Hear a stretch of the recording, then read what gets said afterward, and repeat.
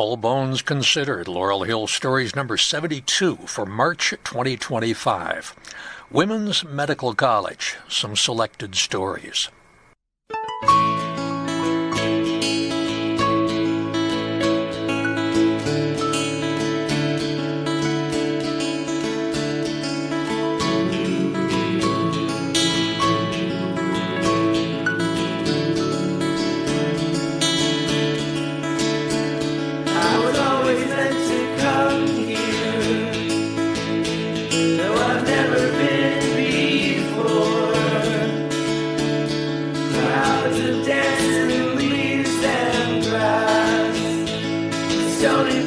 That are covered with thorns.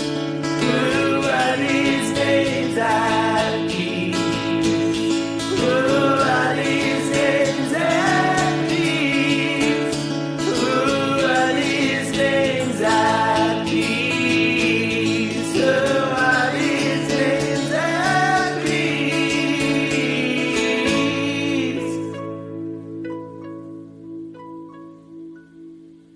Laurel Hill East is a National Historic Landmark, an arboretum, a sculpture garden, a nature preserve, and an active cemetery in Philadelphia, Pennsylvania. It opened in 1836 and remains a popular visiting spot for tens of thousands of visitors every year. Its sister cemetery, Laurel Hill West, located across the Schuylkill River in Bala Cynwyd, was founded in 1869 and has a history and a population of its own. I am Dr. Joe Lex, retired professor of emergency medicine at Temple University in Philadelphia, volunteer tour guide at Laurel Hill East and Laurel Hill West, and volunteer podcaster. First, some good news. If you're a big fan of All Bones Considered and Biographical Bites from Bala, my first book of biographical sketches will be released by Brookline Books on September 13th. It is called All Bones Considered, 52 Laurel Hill Women. I think it will be an ideal addition to the library of anyone who likes short biographies, Philadelphia, U.S. history, women's history. I hope it is the first in a series of 4 books that I will release over the next 5 years. I do have some book signings set up in October, including one at the cemetery. I don't have a date for that one yet, but I'll let you know. This March 2025 episode of All Bones Considered gives you a condensed history of Women's Medical College of Pennsylvania, initially Female Medical College.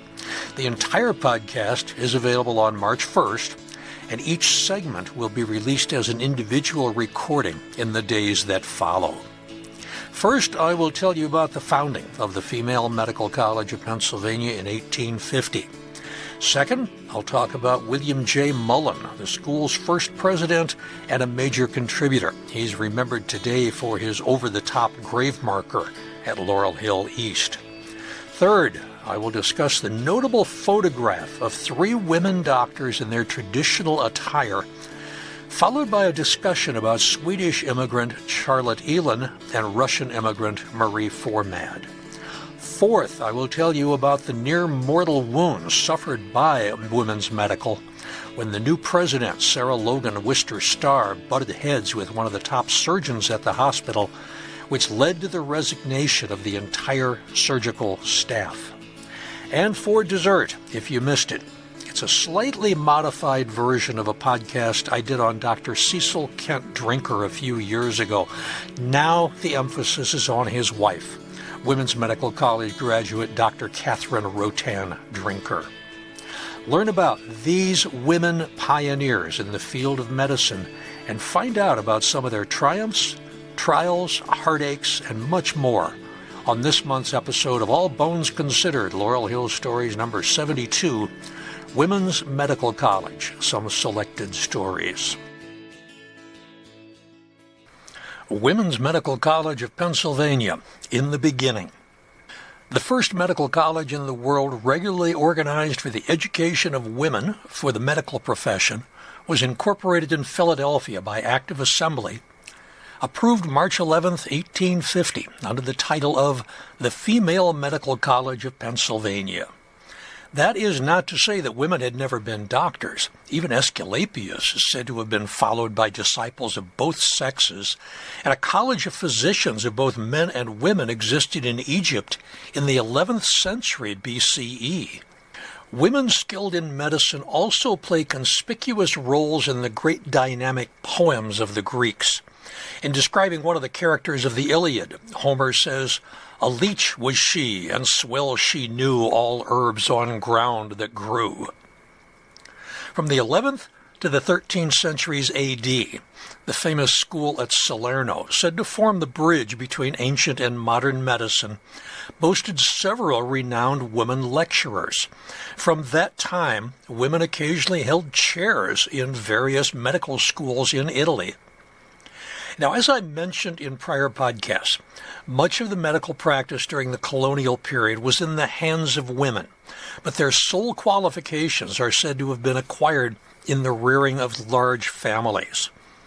But as the art of medicine developed into the science of medicine, there was an increasing tendency toward restricting it to those who had received a strict scientific training. The practice of midwifery fell out of the hands of women and into those of men who were trained as obstetricians. In 1849, the year before the female medical college had come into being, Elizabeth Blackwell acquired the degree of Doctor of Medicine from an American school, the Medical College of Geneva, New York. There are two claimants to the role of first woman's medical school. In Boston, the New England Female Medical College started training women before its Philadelphia equivalent, which had been chartered before the Boston School. In 1864, it graduated the first African-American woman physician in the country. New England School eventually merged with Boston University in 1874. It became the Boston University School of Medicine. Now it operates the largest Level I trauma center in New England. And it's the home of the long-running Framingham Heart Study. Early in their existences, Boston and Philadelphia discussed merging their two medical schools for women, but that combination never came about. The thought to establish a college for the medical education of women started with Dr. Bartholomew Fossell, a member of the Society of Friends and a well-respected Chester County physician. Fossell's older sister, whom he regarded with affection and some awe, had expressed interest in medicine, and this forced Dr. Fossell to ask himself, why should not women have the same opportunities in life as men? He approached some fellow Quakers who were intrigued with the idea. The philanthropic eccentric, Mr. William J. Mullen, you're going to be hearing a lot more about him in the next section, was elected as the first president of the college.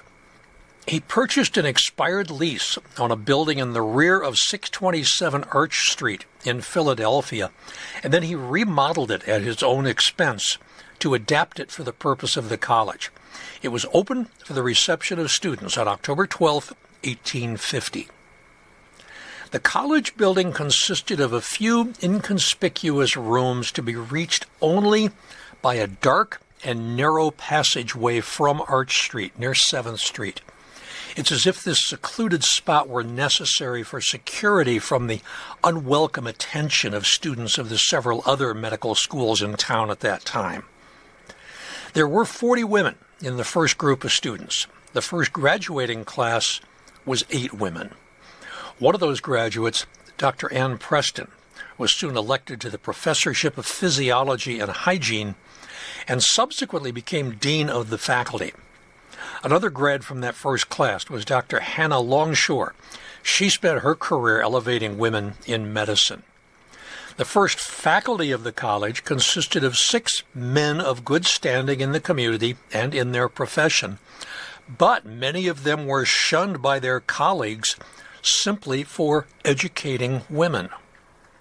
The classes in graduation stayed small for many years. 8 women in 1852, 9 in 1853, 4 in 1854, then 6, 4, 7, 4, and 6, until the school hit rock bottom with 1 graduate in 1860.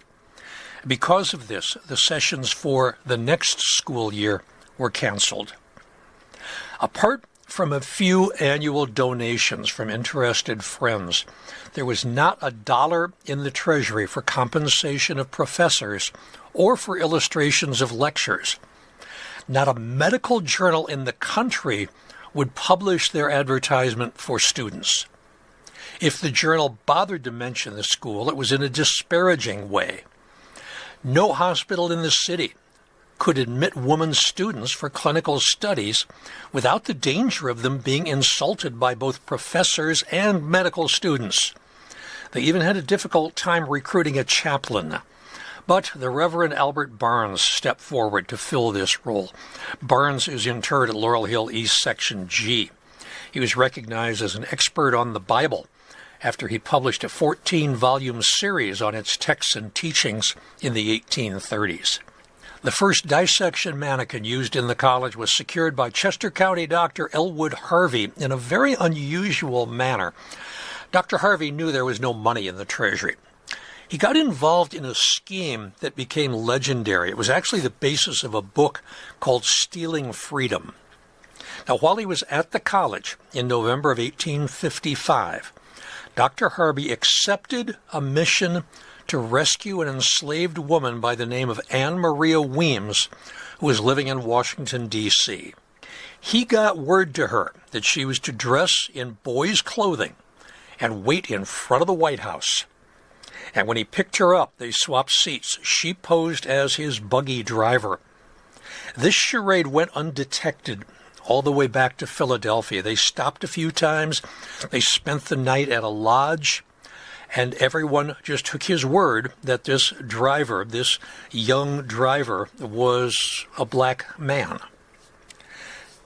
Once home, they went directly to the residence of William Still, the black abolitionist and chronicler of the Underground Railroad. Eventually, Anne did reach Canada and freedom. Dr. Harvey had been involved in the Underground Railroad before this event.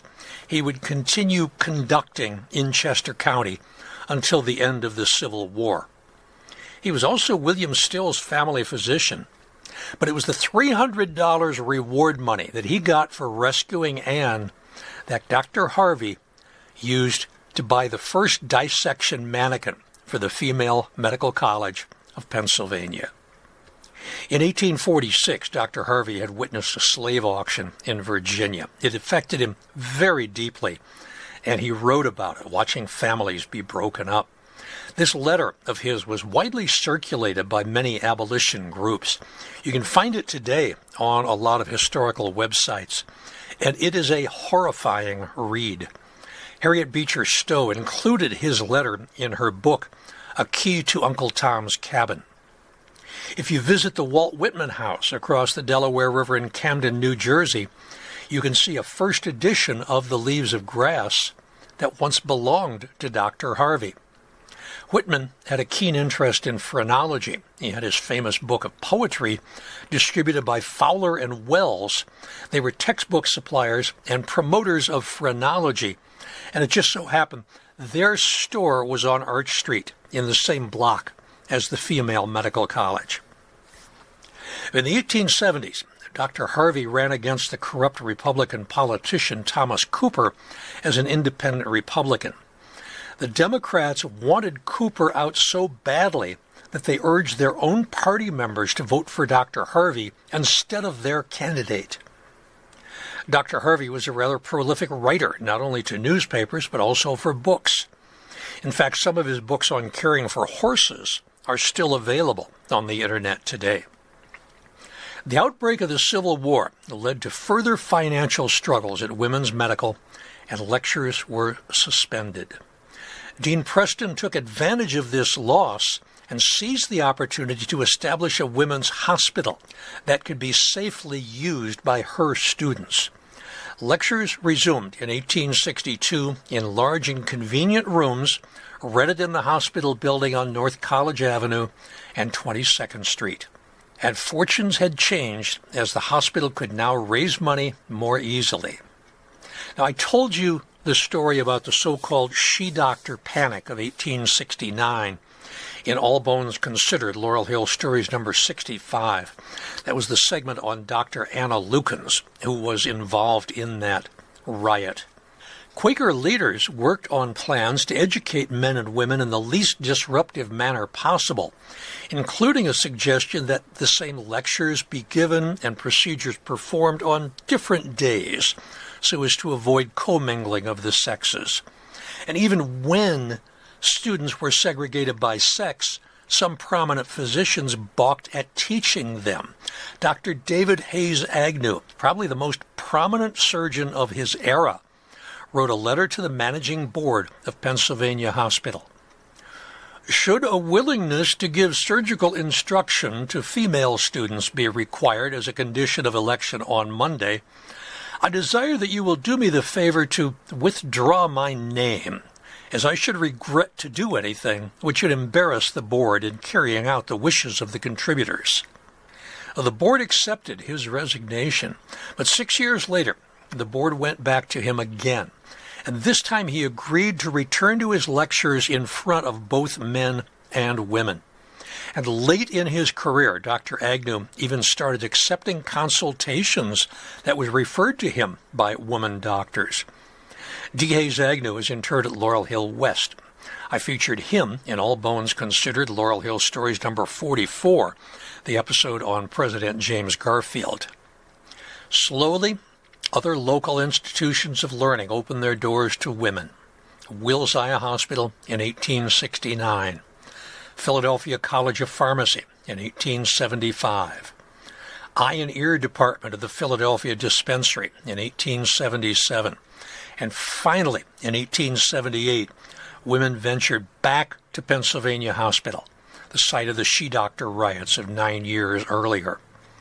In 1885, when the German hospital, now it's called Lankenau Medical Center, erected a new clinical amphitheater and invited the students of FMC to join them, women continued to become physicians, and they could be found in positions of importance around the area. Several of the women community doctors became instructors at the nursing school. I will not be able to give you the complete chronicle of Women's Medical College in one podcast. For an excellent history, I recommend the book A New and Untried Course by Dr. Steve Peitzman, published by Rutgers University Press. I'm going to dip into 3 different times. In the beginning, with the eccentric philanthropist William J. Mullen. And then I want to talk about a couple of foreign-born women who attended Women's Medical College of Pennsylvania and are buried at Laurel Hill. And finally, I want to talk about the near collapse and total dissolution of this school in the 1920s during the battles between Administrator Sarah Logan Wister Starr and the Chief of Gynecology, Dr. Alice Weld Tallant. And in that, I will spend a minute or two on Dr. Tallant's longtime companion, Dr. Maud Kelly. Let's get started. I think it's safe to say 3 things about the female medical college's first president, William James Mullen. First, he was a master jeweler. He made a fortune with a new type of watch dial, and then he spent his money generously. Second, most Philadelphians who know of his philanthropic nature forgave a lot of his eccentricities, while people in Boston and New York mocked him mercilessly in their newspapers. Third, his burial monument in the south segment of Laurel Hill East is acknowledged as the gaudiest, most over-the-top burial plot in the cemetery in its eagerness to promote him and his accomplishments. William James Mullen was born in Lancaster in 1805. He never had a formal education. He could barely read or write, but he learned the art of elocution and persuasion on his own as he matured. When he was only 9 years old, he left home for the job of errand boy in Philadelphia. 7 years later, he became a jeweler's apprentice. He invented and patented a type of gold watch dial that replaced European dials at half the cost. This made him independently wealthy. It earned him a gold medal from the Franklin Institute. While he continued in the jewelry business for several more years, he also picked up the skills to become a dentist. And after 6 years in New York City, he returned to Philadelphia, where he was a popular public orator. He was reported to give more than 50 speeches every year. Mullen was born as a Quaker. At 21, Mullen married Sarah Ann Chew, daughter of jeweler Geoffrey Chew and Agnes. For this, he was voted out of meeting and disowned for marrying a non-Quaker. Sarah Ann bore him 8 sons and 4 daughters. He became an active member of the Presbyterian Episcopal Church. Mullen became passionately involved in social justice and welfare issues for the final 55 years of his life. In 1827, he was only 22 years old, he took part in measures which led to the reform of the Commonwealth's Constitution to include term limits and the abolition of lifetime offices. He was the main promoter of a project to erect a monument in Philadelphia to George Washington, preferably in Washington Square. The cornerstone was laid, but money collection stalled. When the massive memorial fountain to Washington was finally unveiled in 1897 by President McKinley, it was in a remote area of Fairmount Park. It was moved to its present location on the Benjamin Franklin Parkway across from the Philadelphia Museum of Art in 1928. Yes, I know you can find a statue of Washington in Washington Square Park. It stands guard over the burial places of thousands of Revolutionary War soldiers who were interred there. That statue was not installed until 1957. Also, no one knows whether the unknown soldier that's buried at Washington Square fought for the colonies or for the British. William J. Mullen was determined to do as much good as possible. He founded the first dispensary in South Philadelphia. This aided more than 100,000 Philadelphians. He converted an abandoned church near 7th and Catherine into a lodge in the evenings and a workshop during the daytime. And then he purchased a loom, and he taught people how to make baskets and mats. And when these products were sold, Mullen was delighted to find that they'd come within $30 of covering his monetary layout. During the cholera epidemic of 1848, this former house of worship served as a hospital for the poor and as a soldiers' hospital during the American Civil War. This activity evolved into the Society for the Instruction and Employment of the Poor, which he served as president for 7 years. From a 21st century perspective, Mullen's most important work was the founding of the Women's Medical Society, the first of its kind. After he served as its president for 3 years, Mullen then served as first president of the Female Medical College. He was founder and president of the Moyamensing Dispensary and Soup Society. Well, despite this founding father status, I find very little about his direct involvement with the medical school. It was Mullen who secured the lease on the school's first building on Arch Street. And yet, Dr. Steve Peitzman's books, A New and Untried Course, barely mentions Mullen, and I understand why. When I go through the archives at Drexel University for Women's Medical College, they don't have that much on Mullen. The second thing that we can say about Mullen was that for nearly 3 decades, he doggedly worked for the benefit of inmates at the Moyamensing Prison in South Philadelphia. A legend exists, never proven, that he was unjustly accused of a crime as a young man, and he never forgot that injustice. By a court's order, Mullen became a prison agent who visited thousands of incarcerated. He gave up a career that paid nearly $10,000 a year at a time when a skilled laborer might make $8 a week. From his position of authority, he investigated prisoners' cases and, according to his estimates, was able to liberate more than 35,000 prisoners who were wrongly incarcerated. Mullen says that by doing so, he saved Philadelphia citizens nearly $352,000, and he earned the name the prisoner's friend. Mullen's House of Industry was thriving at this time. His 4-story brick church had sleeping rooms for the destitute where anyone could receive lodging. He fed about 3,000 people every winter. They received a loaf of bread and a pint of soup. He furnished baths, both hot and cold, and a small commissary where the poor could purchase food at cost. I cannot find the list, but one biographical sketch says that Mullen was president of 12 institutions. Mullen lived in a modest dwelling, which was decorated with hundreds of drawings, photographs, paintings, and carvings of himself. In Philadelphia, this was accepted bemusedly. The Philadelphia Record reported that Mullen enjoyed a salary from the prison inspectors of about $1,200, and another from the Society for Alleviating the Miseries of Prisoners of about $1,000. He was also allotted a few hundred each year for car fare. The article mentions that one of Mullen's sons had recently died and left him a sizable legacy, and a friend who believed in what he was doing also left him a significant bequest.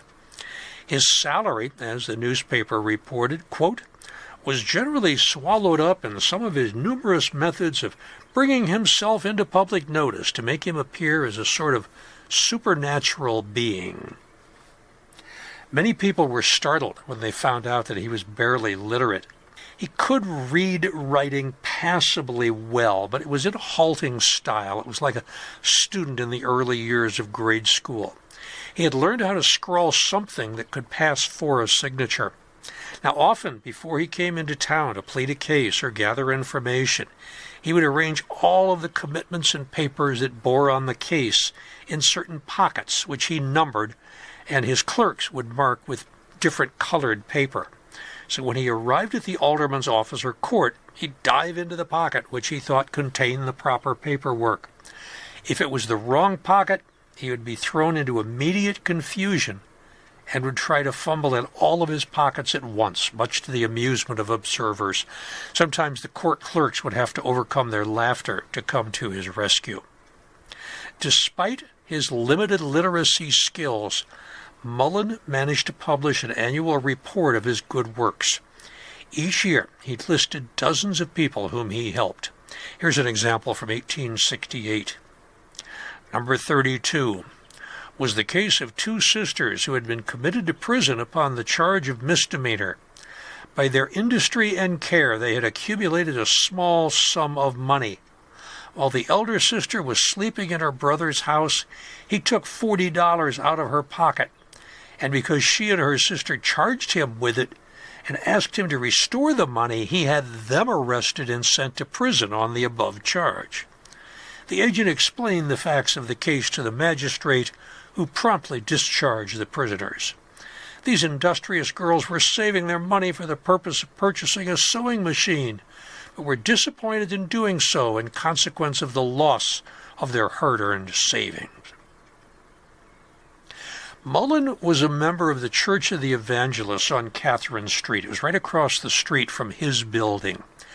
He once offered his neighbors a very generous donation if they would install a stained glass window of his choice. Well, they were desperate for money. Some of the church wardens jumped at this proposal, but cooler heads prevailed and asked Mullen, please send us the design before we approve it. Mullen happily did so. He presented them a drawing of heaven with its golden gates and Angel Gabriel waiting to welcome William J. Mullen, who was trudging up an arduous path while he carried a large key. At the bottom of the picture was a representation of Moyamensing Prison's Egyptian Revival Gate. The church wardens stared at this allegorical mishmash in amazement and politely declined the generous offer. Another time, Mullen commissioned a local sculptor near 10th and Germantown to carve a central male figure to represent God at the center, with Jesus at his right hand and Mullen at his left hand. No one seems to know what happened to this sculpture. He also had several small statues made of manacled and shackled men moving toward him to receive his blessing and to have their burdens removed. And this brings us to point number 3. Mullen's funeral monument in the south section of Laurel Hill East. Now, most local taphophiles agree the finest piece of funerary art in the city is not at Laurel Hill. It's across Ridge Avenue from Laurel Hill East at Mount Vernon Cemetery. It's the staggering Gardell Monument, which is currently being resuscitated after years of overgrowth and neglect. Now, these same people would probably agree that the strangest monument in the city belongs to the prisoner's friend, William J. Mullen. Laurel Hill was not the original location for this jaw-dropping spectacle. Mullen displayed it at the 1876 Centennial Exhibition in Fairmount Park. A friend noted that Mullen became obsessed with the idea that he would be forgotten after his death, and this was his monument. The prisoner's friend's monument is white marble over a Pennsylvania blue marble platform. It towers 15 feet high. It's almost 7 feet wide and 6 feet deep. It looks like a battlement prison in a state of partial ruin. There are fallen stones. One has crushed a snake, and broken manacles and chains around the base. The grated door is bent and ajar. Above the door is a cross and a crown motif that forms the keystone of an arch, and a plaque that bears the face of Jesus wearing a crown of thorns with trickles of blood on his forehead. And there's a small carved bat. On the roof of the prison is a life-size angel with a long trumpet. On the base, near the open prison door, is a small kneeling woman. She's garbed in a loose flowing dress. Her face is in her hands, and under her is a weather-worn carved stone, which is no longer decipherable. It used to say, "A penitent outcast who with her child was cared for, protected, and restored to a life of usefulness." Well, you've already missed your opportunity to see the owl that used to perch on a pile of broken chains, and a fierce, larger-than-life bulldog which sat close to the road and guarded the crypt. They disappeared years ago. Overseeing this mishmash of allegory and egotism is the life-size likeness of a short, stout man with a round head, aquiline nose, deep-set eyes, prominent eyebrows, compressed lips, and a stubby chin. Surprisingly, he is garbed in a plain, modern business suit, not a toga or an emperor's robe or a wizard's cape. He's clutching in his hand a manuscript rather than a staff or a wand. The statue does not show the gold-framed glasses which he always wore. There's an inscription on a card at the base that confirmed this was the figure of William J. Mullen, the prisoner's friend. This aesthetic monstrosity was carved by Daniel Cornow, a mason of Germantown. He put his signature and his address on it. They are at the marble base of the monument below the weeping woman. The New York Times said with tongue-in-cheek, "Modesty does not crop out in Mr. Mullen's nature." It tells of some of the accomplishments that are preserved in brass on the rear of the monument. An apparent admirer of Mullen's said almost exactly the opposite, though. Mr. Mullen's frequent allusion to himself might seem to a shallow thinker to be the very essence of vanity, but an intimate acquaintance with his purity of purpose, his self-denial, his labors through summer's heat and winter's snow will convince any but the obstinate and jealous, and in letting his light shine, it is that his good works with their grand results may be seen, and therefore the slothful in benevolence may be induced to, quote, "go and do likewise," unquote. Now, I can't prove it, but the style of that accolade. That sentence would seem to indicate that it had been written by the great man himself. At the Centennial Exhibition, his monument was west of the transept of the exhibition building near the Department of Public Comfort. No, that's not the restrooms. That's where the telegraph office and the press room were located. His monument was described as a pavilion-like structure covered inside, outside, on top, and on bottom with chromes, oil paintings, engravings, statues, statuettes, allegorical representations, etc., every article of which has been set up to speak the name and praises of one man. The walls of the pavilion were covered with frames of many early photographs of William J. Mullen, the prisoner's friend, that were taken throughout his lifetime. Some of the engravings were resolutions of thanks to Mullen for saying or doing one thing or another. Many of the frames were handmade and costly. The newspaper article continues. So close together are the pictures covering every side and corner of the pavilion that there would not be room to hang a card-sized photograph without providing additional wall space. They are sufficiently numerous to give ample relief to the bare walls of all the rooms in a large house, and there's not one of them that do not express or suggest something laudatory of the exhibitor, while in every corner and all around the walls, as well as on the floor of the pavilion and along both sides of the railing in front, the eye is sure to fall upon the words, William J. Mullen, the prisoner's friend. Many knickknacks were included in the display also. A popular item was a plaster cast of the head of an executed murderer, Anton Probst. He'd killed the Deering family 10 years earlier, and he was hanged for his deed. There was also a cast of Probst's thumbless hand with a card fastened to it which said, William J. Mullen does not favor capital punishment. For some reason, there was also the cast of a cow, and some wag had put a label on it that said, cow belonging to William J. Mullen, the prisoner's friend. He even displayed a fire helmet he'd worn in the days when he ran with a local volunteer company. Now, at the end of the fair, when organizers were auctioning off the buildings to help meet expenses, Mullen claimed his massive marble monument, and he moved it to Laurel Hill Cemetery, where he would visit it frequently. When Mullen died in 1882 at age 78, he was praised in Philadelphia newspapers for his benevolent works. His eccentricities were mentioned but brushed aside. Other newspapers were not so kind. For instance, the Boston Weekly Globe began his obituary with the header, A Philadelphia Crank, all in uppercase. Honorable William J. Mullen, the prisoner's friend, expects to be rewarded in heaven for his works on earth, anticipating a seat at the right hand of God. The Philadelphia Times reported the month after his death, the personal estate of the late prison agent William J. Mullen, including the curious collections of pictures and statuary representing the prisoner's friend in all sorts of attitudes and in all varieties of mythological and theological company, is valued at $19,318. In his will, Mullen left $1,000 each to his adult children, but I find no details on them.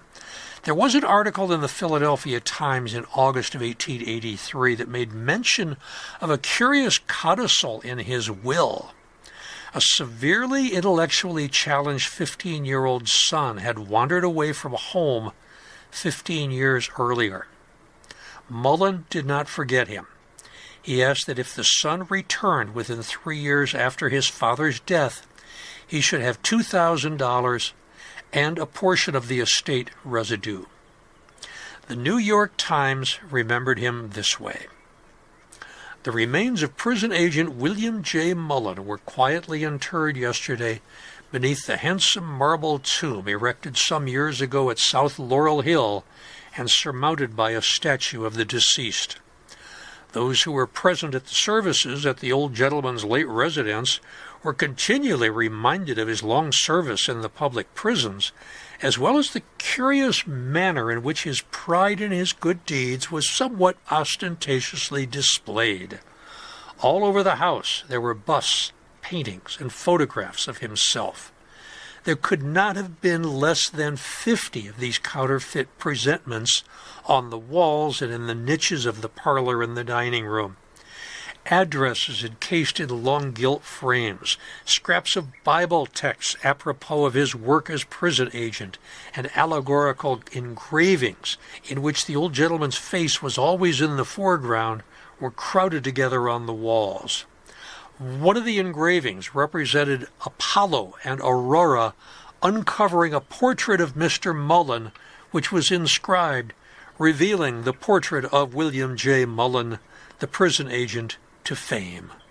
Others equally as vain could be seen.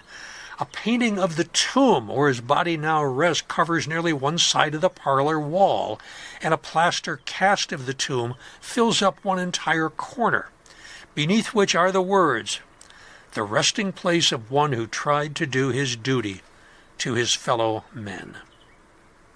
A South Laurel Hill Cemetery employee was quoted as saying, "Sometimes people laugh when they see Mr. Mullen sitting on the bulldog, wiping a speck off the prison door, but others take it seriously.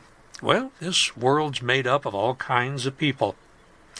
And on Founders Day every year, alumni of Women's Medical College of Pennsylvania journey to Laurel Hill East and go to the South segment, and they place a wreath on the grave of their eccentric founder and first president, William James Mullen, the prisoner's friend. Charlotte Yhlen and Marie Formad, strangers in a strange land. You've seen the photograph on the web. It's so striking that you might actually think it was generated by artificial intelligence. First, the photo looks old. It's obviously posed. 3 women are dressed in what can only be called exotic garb. 2 are seated in chairs, and they stare fiercely at the camera.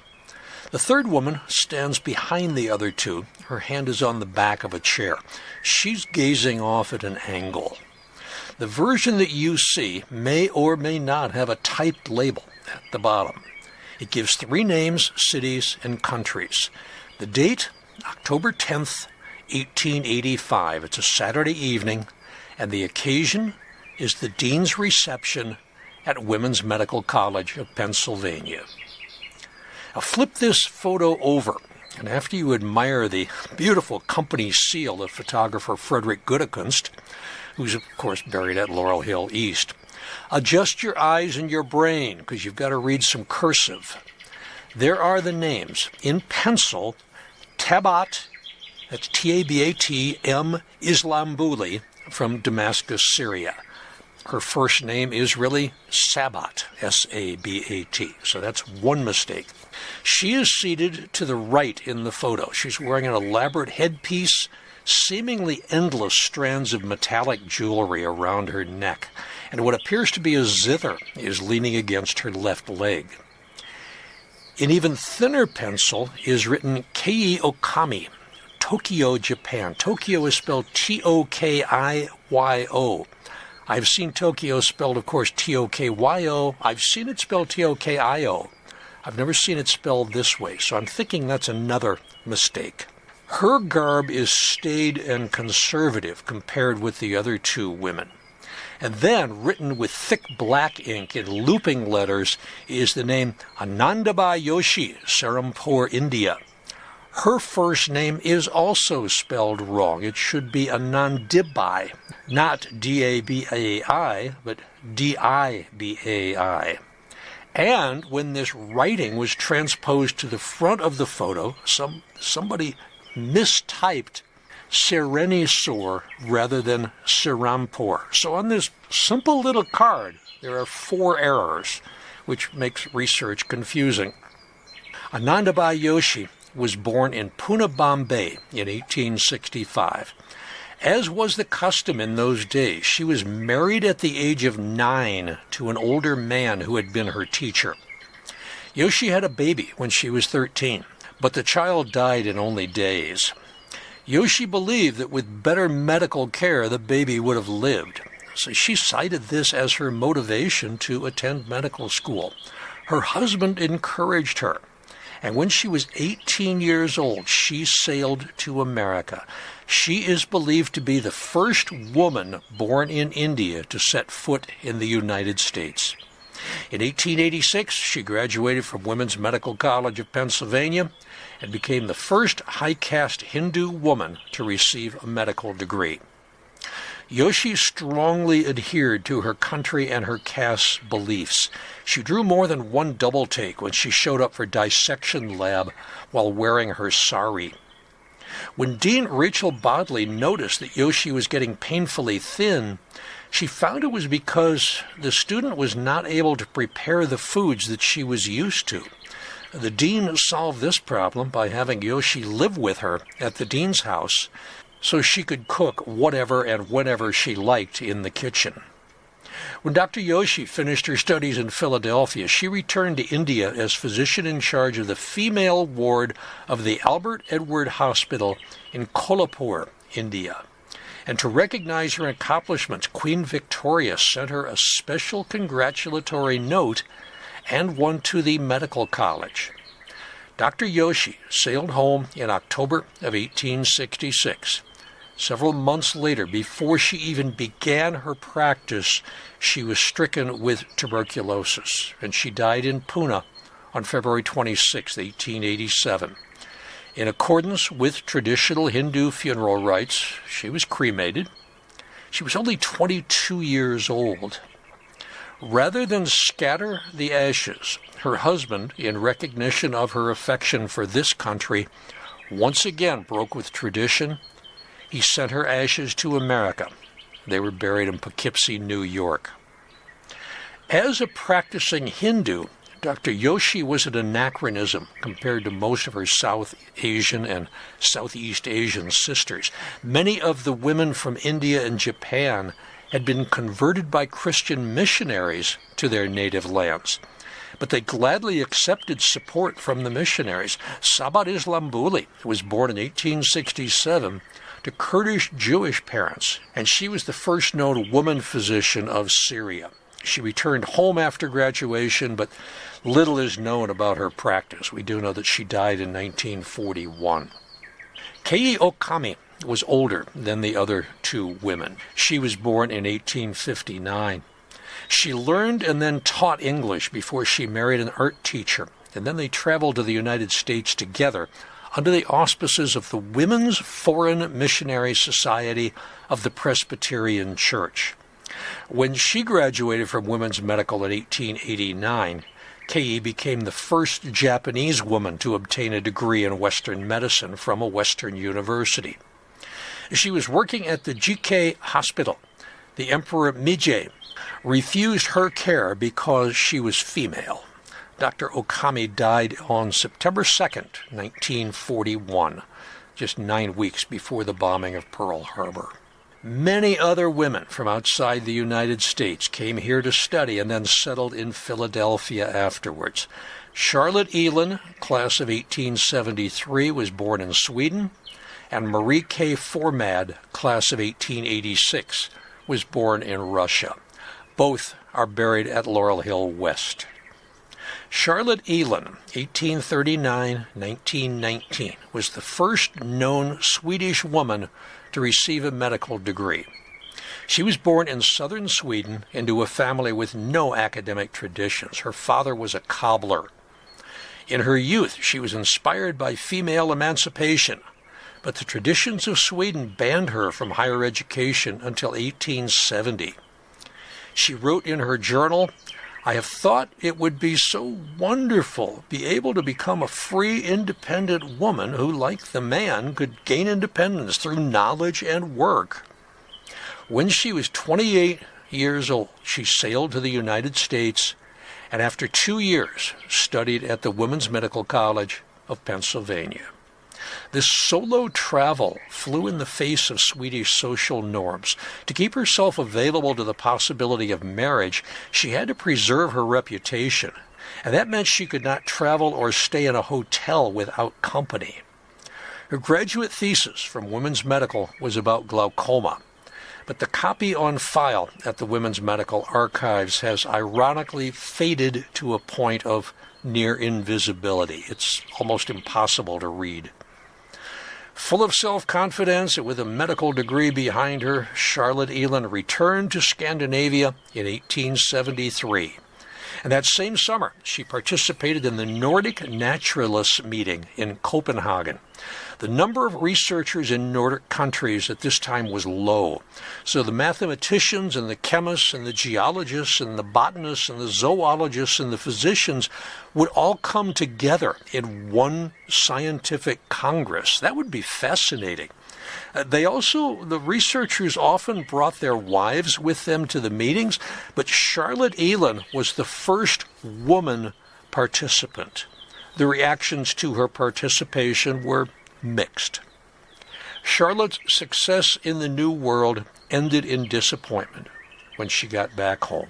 The Swedish College of Health would not approve the training she had received from the Women's Medical College. So instead of starting work, Charlotte Yhlen, MD in the United States, was offered a chance to study medicine in Sweden. And in the autumn of 1873, she enrolled at Uppsala University as Sweden's second female student. But women were excluded from the nation's political parties and the university's celebrations, and distrust from male students was common. After a lot of frustration with the Swedish medical system, Charlotte Yhlen threw in the towel, and she returned to the country where she had both an education and a position. She first worked at the Women's Hospital of Philadelphia, and then with her own practice as a general practitioner. In 1874, she married the Norwegian engineer Tinius Olsen, and the couple had 2 children. She gave up her medical career just before her 50th birthday, quote, "because my health was broken down and I wanted to live so badly for my children," end quote. Her husband, Tinius, borrowed money from her and used it to invent a materials testing device called the Little Giant. It made him a fortune, and it gave the Yhlens access to a new lifestyle. They lived large. They had several servants. Long trips to Europe were an annual occurrence. In the early 1900s, the Olsens vacationed in the Bahamas and traveled in a Cadillac limousine with a driver. But the money also brought new types of problems. The Yhlens' daughter, Sophie, returned to her Nordic roots. She moved to Copenhagen. She married a Danish linguist. Sophie expected to be supported by her parents, and this annoyed Charlotte until her old age. You can still see the Tinius Olsen Company. It's in business on Easton Road near Willow Grove Airport in Horsham. I do some voiceover work with a studio in Lower Bucks County, and I pass that Tinius Olsen building all the time.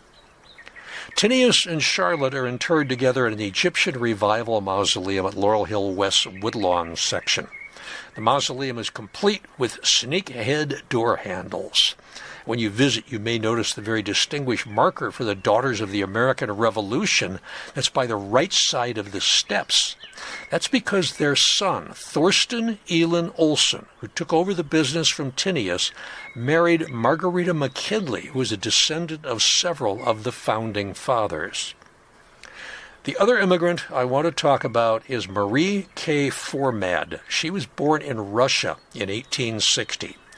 Her brother Henry, 14 years her senior, had moved to Philadelphia years earlier. He established himself as the pathologist in the city. He was also an accomplished micrologist.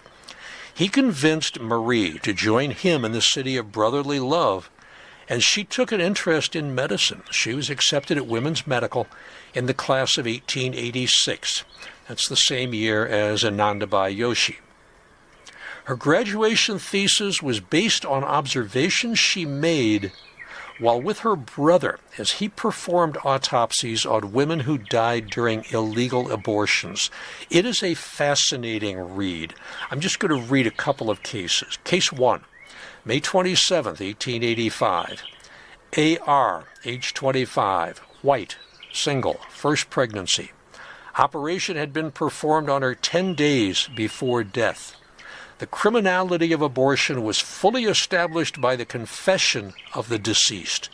And the deceased is misspelled, which, however, had been kept secret, and the body buried with the doctor's certificate of gastritis. The operator was sentenced to 7 years imprisonment, body disinterred by the coroner 5 days after death. Case 2, May 28, 1885. JGG, age 25, married, had 3 children, all living, never aborted before. Had operation performed on herself by a professional abortionist on May 10th, died May 23rd, buried with doctor's certificate of heart disease. In 1858, the American Medical Association had launched a successful campaign to criminalize abortion at all stages of pregnancy. Virtually every state had passed laws that criminalized abortion by 1890, but most of them gave physicians the authority to decide when abortion was medically necessary. These are the laws that were on the books, unchanged, until they were vacated by the Supreme Court's 1973 Roe v. Wade decision. Working as she did with her brother, Marie developed a healthy respect for the damage that could be done by so-called professional abortionists. In 1892, her brother accidentally cut himself. He was performing an autopsy. Infection soon set in, and Marie cared for him during his final days of suffering. The day after she graduated, she didn't know what to do. So she went to a familiar place. She went to the gynecologic clinic for the women's hospital. She timidly made her way inside. She was no longer a student, but she was noticed by the physicians in charge, and she asked and received permission to assist. This is what turned into her life's work. Over the next half-century, Dr. Marie Formad saw an estimated 30,000 patients in her gynecology clinic. In 1888, she was officially named clinician in gynecology, and in 1903, she became chief of gynecology. Because of the time she'd spent with her brother, she also acquired the skills of a pathologist. She served as the first pathologist at West Philadelphia Hospital for Women from 1890 to 1893. Dr. Formad easily settled into her Philadelphia practice. Occasionally her name would be in the newspaper for one reason or another. Her first office was at 5th and Poplar. Despite her work in public health and pathology, surgery remained her first and true love. When the College of Surgeons was founded in 1913, Dr. Marie Formad was one of a handful of women who were elected in the first year. When the U.S. entered the Great War in 1917, women physicians represented less than 5% of the American physician workforce. The Army Surgeon General anticipated the surge in demand for medical services, so he sent Army Medical Reserve Corps registration forms to all the doctors in the country. These forms did not have checkboxes for physician sex, because it was assumed that the respondents would all be men. But many women physicians completed the forms and volunteered to serve in the Army Medical Reserve Corps. Marie's application was rejected on the belief that a woman could not handle the demands of the battlefield, and a woman was not qualified to command men. Women physicians were also told they could not serve because, quote, it hadn't been done before.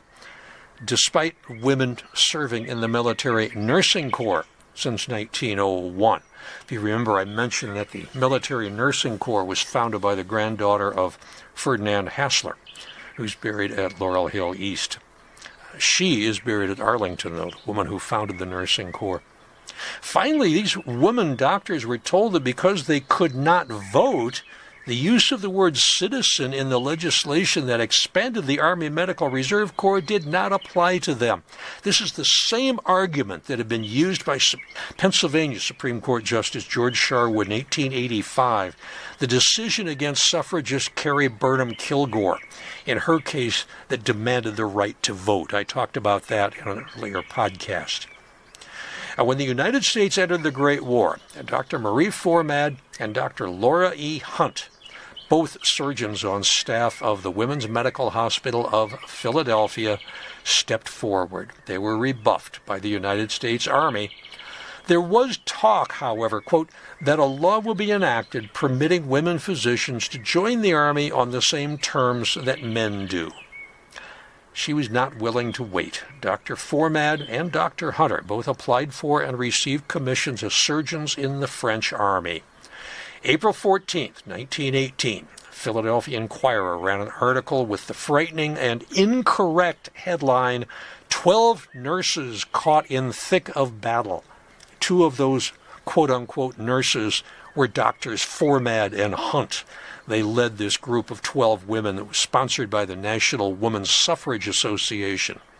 They sent a cablegram from overseas, from the front.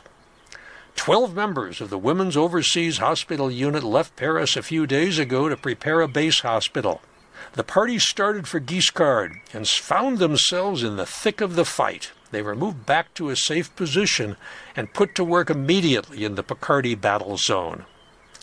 Dr. Formad was made a major in the French Army, and she received the Croix de Guerre for her services. After 14 months overseas, she returned to Philadelphia to her regular practice. In 1932, the Women's Hospital and the West Philadelphia Hospital for Women consolidated.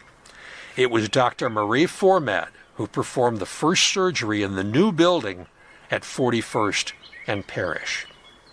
In 1936, the city's medical community gave a huge celebration for Dr. Formad's 50th year of practicing medicine. The Bellevue Stratford had 135 guests for the celebration.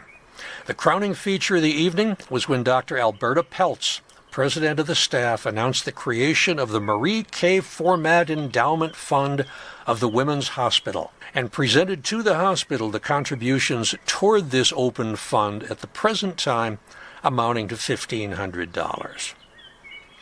She retired 2 years later in 1938 and lived with her nieces at 1321 Spruce Street until, unfortunately, senile dementia made it too hard for her to live in the community.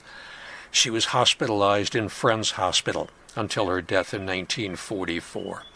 Her death certificate lists arteriosclerotic heart disease as the cause of death, but notes senile psychosis as a contributing factor. Her estate of just over $100,000 was split among her younger brother and her two nieces. She never married, or as far as I can tell, did she have a constant companion. She is interred at Laurel Hill West in the river section.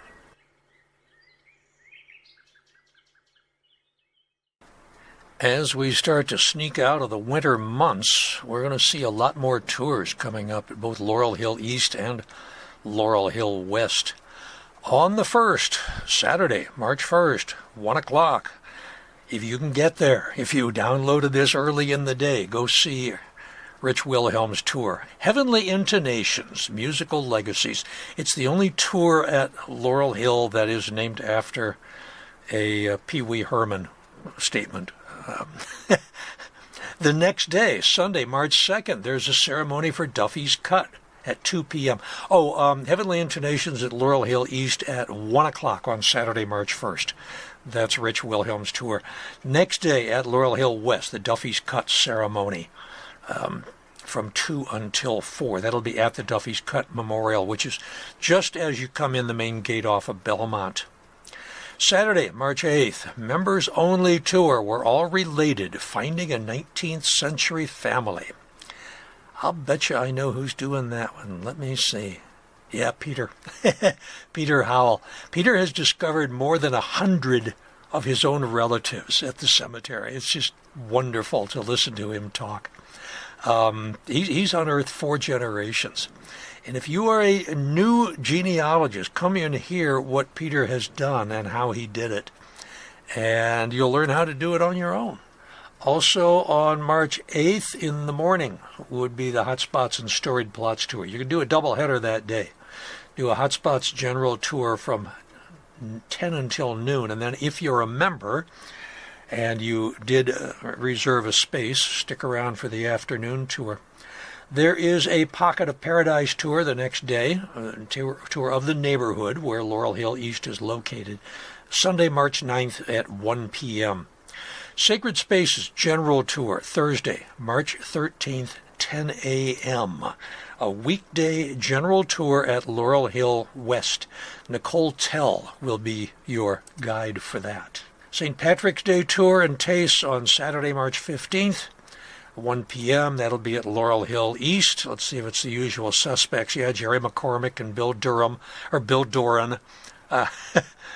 to do that tour, and then there'll be some Irish snacks and liquid entertainment or liquid beverage afterwards. Daring Dames, Sunday, March 16th, is Laurel Hill East. That'll be Colleen Hudson. That's from 1 until 3 p.m. Colleen's been doing the Daring Dames tour for a long time now. She's probably got some new good stuff. St. Patrick's Day, Sacred Spaces, let's see, Wondrous Women of Laurel Hill, Sunday, March 23rd at 1 p.m.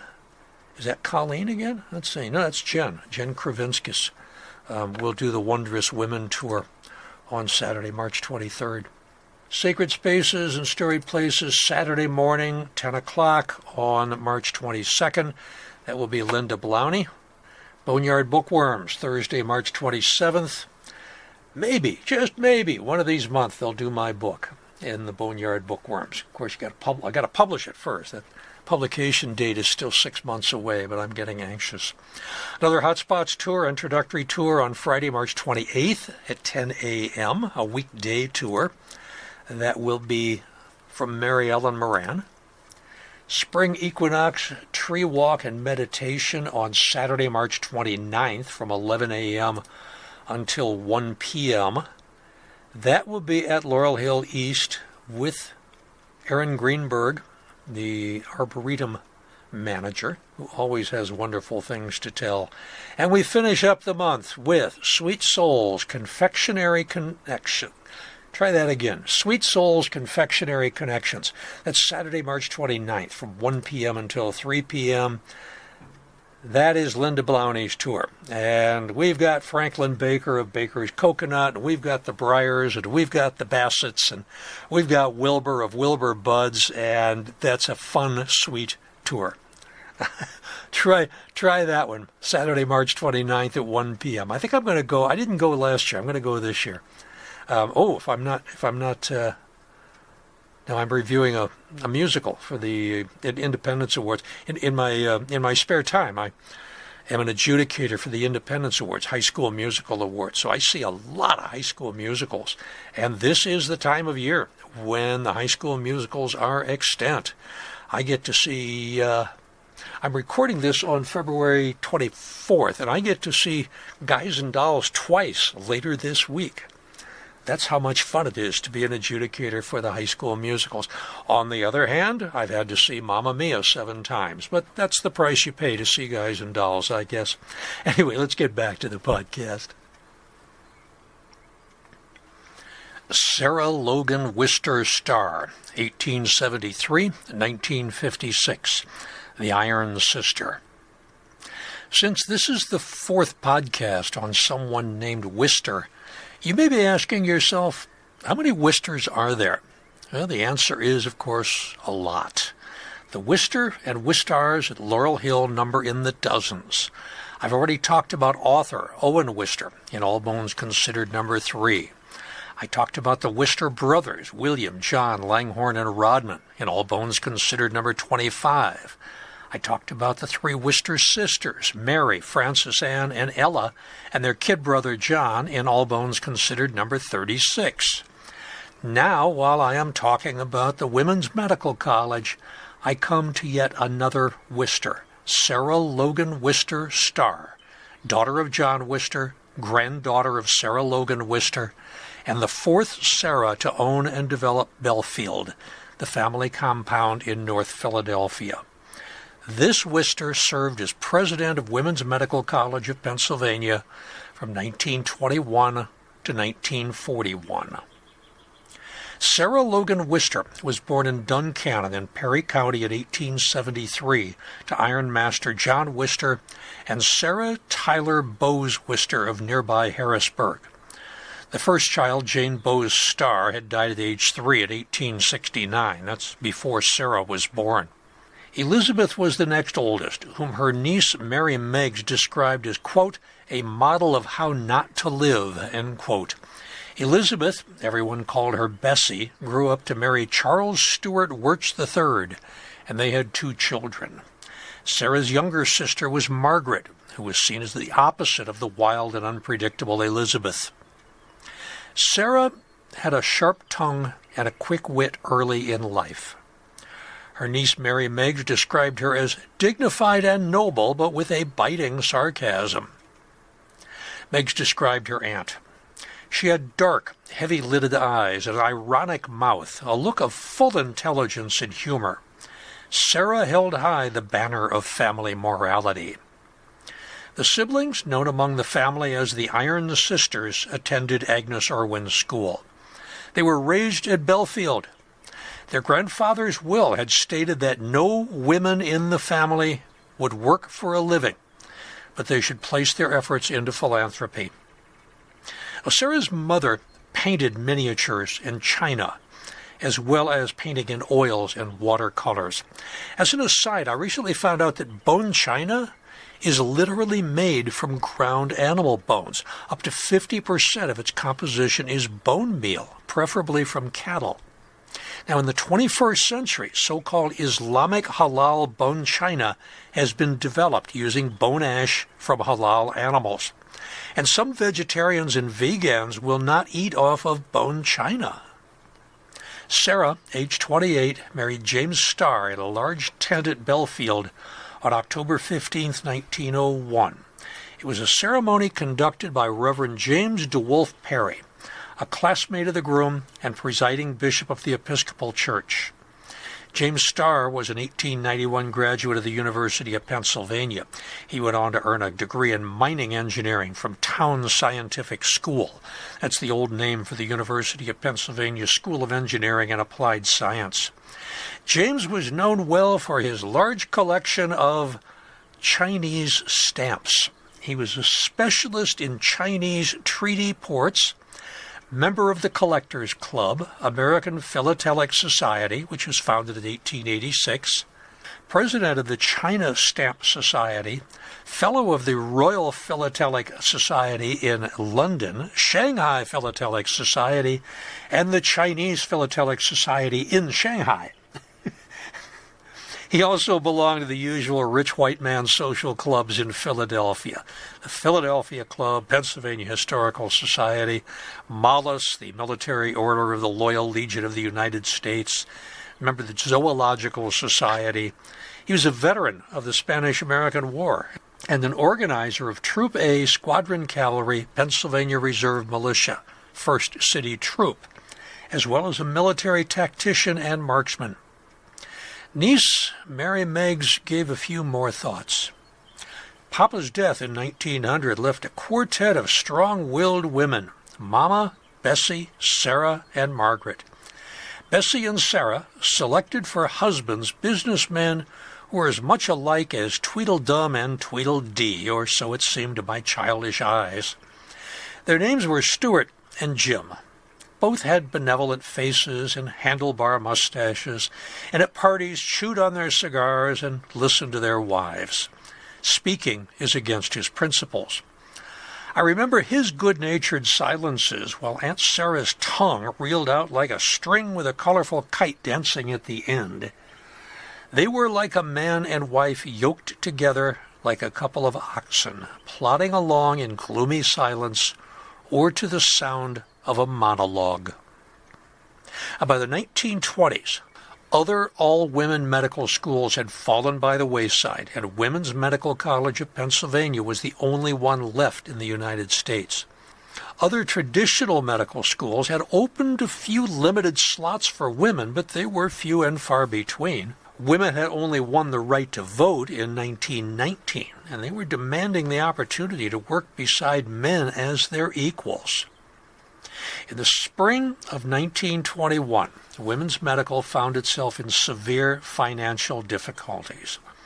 Prior episodes of austerity had been met with monetary contributions by alumni, but the finances were not being managed well. Both the medical school and the hospital were in debt. And in June 1921, Sarah Logan Wister Starr was elected chairman of the board. Her first action, loan the college $6,000 to pay salaries.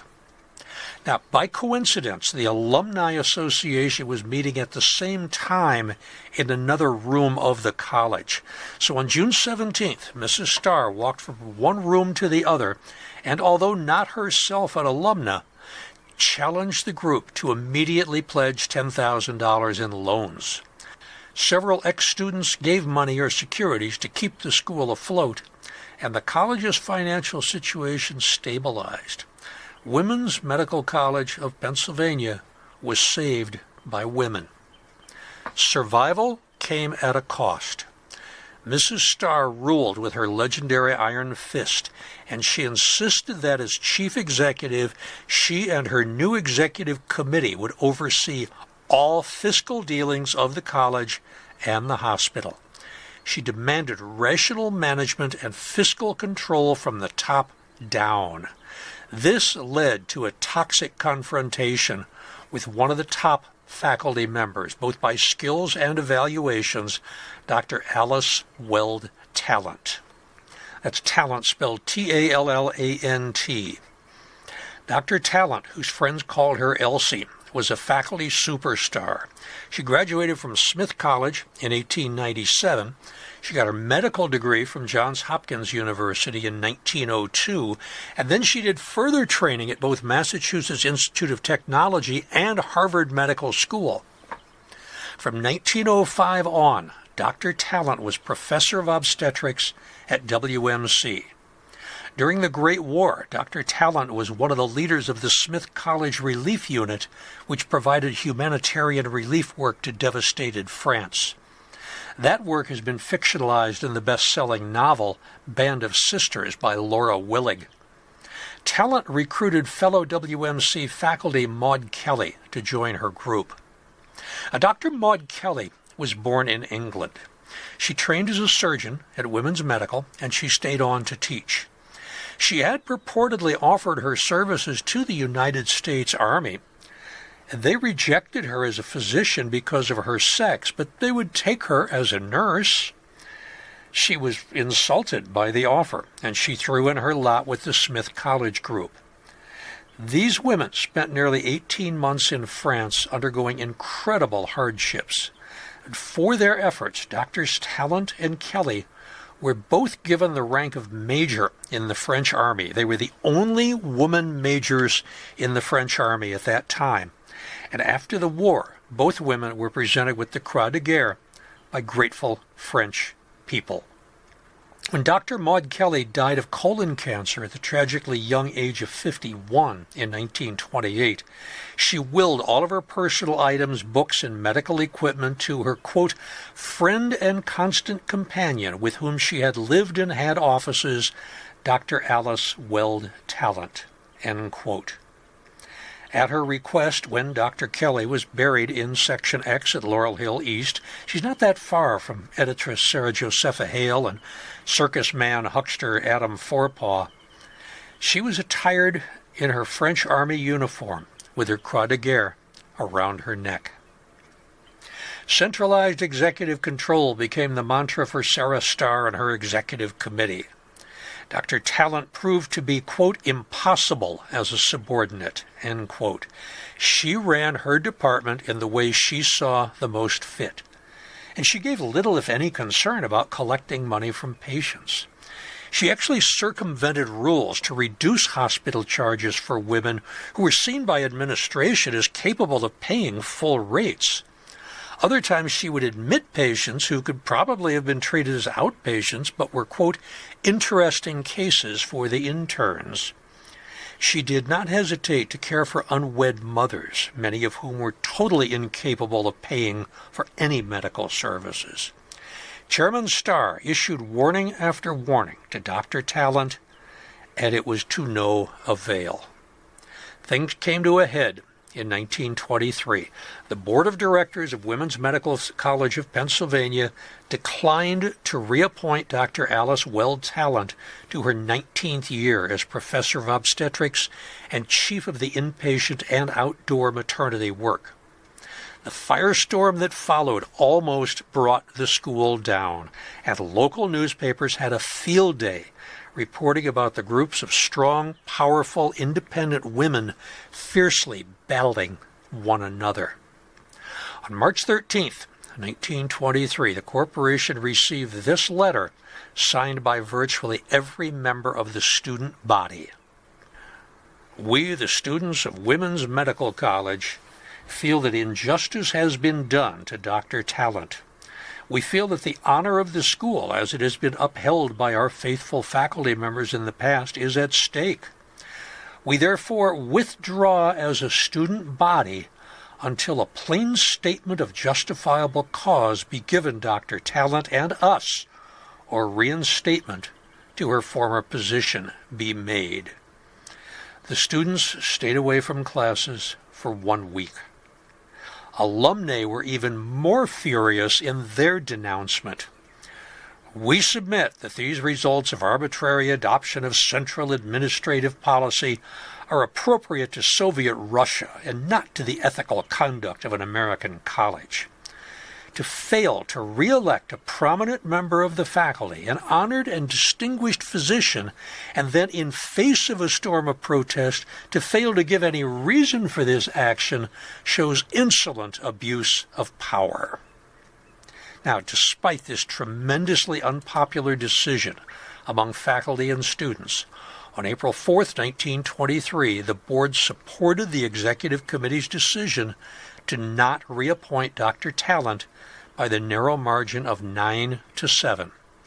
5 days later, 15 of the senior faculty members resigned in protest, including the entire surgical staff. They did promise to stay until the end of the academic year. Sarah Starr's response, well, they were old. They would have had to been replaced by younger faculty anyway. Some students started to arrange transfer to other medical schools which had begun to accept women into their ranks, and Women's Medical College of Pennsylvania was disintegrating. Dr. Talent was able to continue her hospital practice at Women's Hospital and Philadelphia General Hospital. Sarah Starr recruited new faculty and fresh students, and the school limped along for a few years as it pulled itself out of its near destruction. Starr had turned women's medical into her own private charity. At the end of each fiscal year that ended in the red, she would go to all of her wealthy friends and raise enough to keep things going. Women's medical stuck out like a sore thumb from most other medical schools. It had no university parent. It stressed clinical work over research. It relied on part-time faculty, and especially it was run and staffed by women. In 1925, total school enrollment fell below 125 students. But Starr further challenged herself in the community.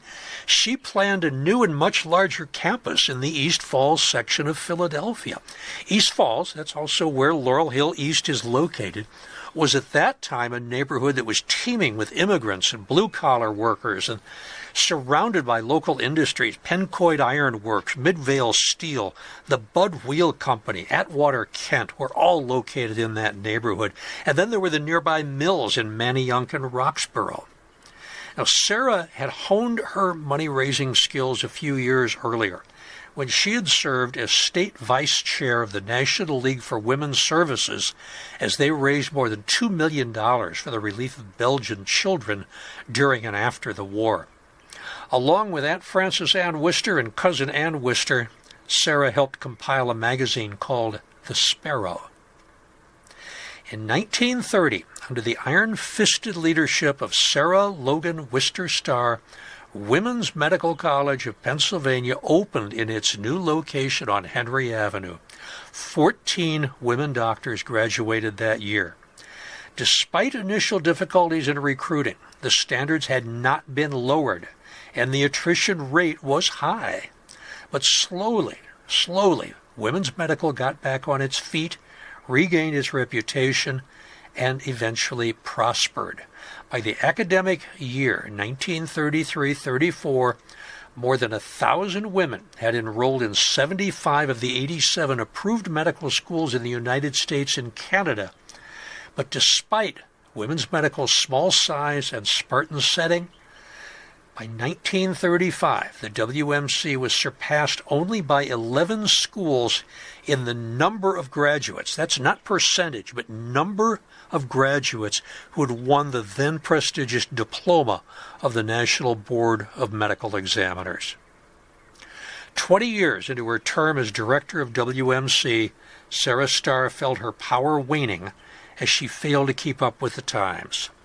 The quality of the hospital's internship had slipped, and the American Medical Association took notice. With gentle pressure, most of the board was eased into retirement. The new chair of the executive committee was Mrs. John Kelly of East Falls, wife of the namesake for Kelly Drive, mother of an Olympic champion rower, and mother of a movie star turned princess. In other words, old blood Philadelphia had given way to the Irish immigrant wave. In 1970, the Women's Medical College of Pennsylvania went coeducational. It was the last United States medical school to do so. It accepted 4 men, and it changed its name. It was now the Medical College of Pennsylvania. In 1993, the college and hospital merged with Hahnemann Medical School. In 2003, both Women's Medical and Hahnemann were absorbed by Drexel University College of Medicine. And when Alice Weld-Talent had died in 1958, she was buried in her family plot in Nantucket, Massachusetts. She was 300 miles away from her longtime companion, Dr. Maud Kelly, at Laurel Hill East. Sarah Logan Wister Starr did much more than save women's medical. She was president of the Colonial Dames of America for many years.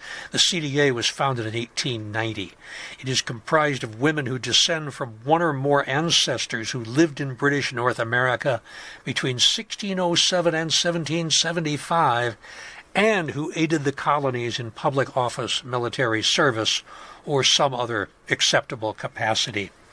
The insignia of CDA was designed by Louis Comfort Tiffany and Company. Sarah was also president of the Women's Permanent Emergency Association of Germantown. That had been founded 60 years earlier by her grandmother. She was an active member in an impressive number of social clubs, the Civic Club, which had been founded by her Aunt Mary Channing Wister, the Acorn Club, the Print Club, the Sedgley Club, Historical Society of Pennsylvania, Athenaeum Society, and Aunt Frances Ann Wister's organization, the Society for the Preservation of Landmarks. Sarah was awarded an honorary degree from Ursinus College in 1933 and the University of Pennsylvania in 1941. She was a founder of the library in Chester, Nova Scotia, where her family had summered every year since 1874. And in 1937, Sarah was an emissary of the Pennsylvania Tercentenary Commission of Sweden and was later honored there by the king. Like her Aunt Frances, Sarah valued the history of her family and historical landmarks. In 1938, she wrote an article called History of Stenton, followed a few years later by her History of Belfield, which recorded the history of that estate from the time of Charles Willson Peale forward. When Sarah inherited Belfield, she modernized it with electricity and indoor plumbing. By family legend, Belfield had served as a stop on the Underground Railroad. However, there are no contemporary papers that prove that.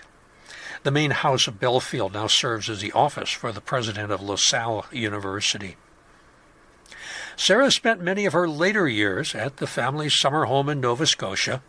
Sarah and James had one child, a daughter, Sarah Logan Wister Starr, Jr., in 1903. In 1956, Sarah Logan Wister Starr died at age 82 in Rockville, Maryland. She was interred in the Starr family plot, Section G of Laurel Hill East, with a simple stone. Catherine Rutan Drinker and the Radium Girls.